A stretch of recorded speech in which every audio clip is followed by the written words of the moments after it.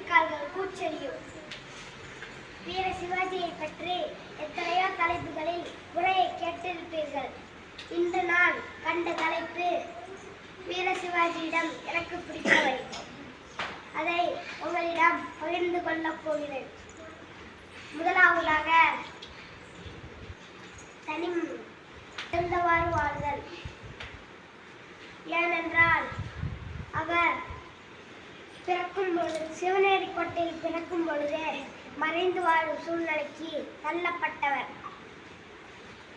அன்னையிடமும் இயற்கையிடமும் பாடம் கற்றுக்கொண்டவர்.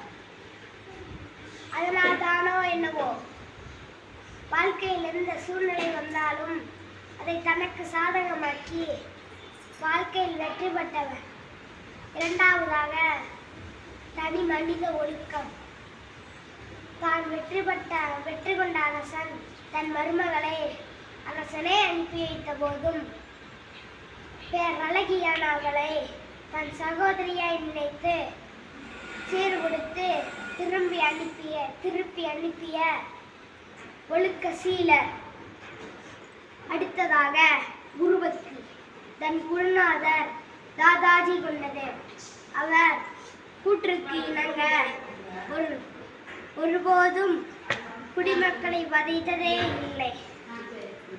முக்கியமாக அவரது விவேகமிக்க கட்டமைப்பு.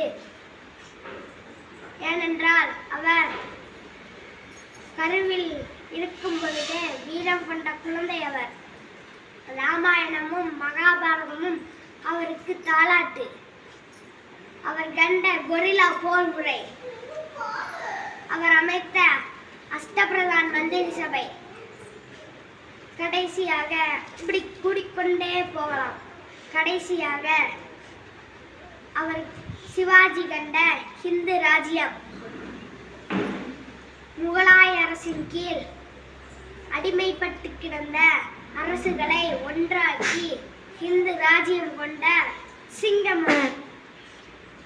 இப்படிப்பட்ட சிறப்பு மிக்க தலைவரிடம் எனக்கு பிடித்ததை உங்களிடம் பகிர்ந்து கொண்டதில் பெருமை கொள்கிறேன். நன்றி, வணக்கம்.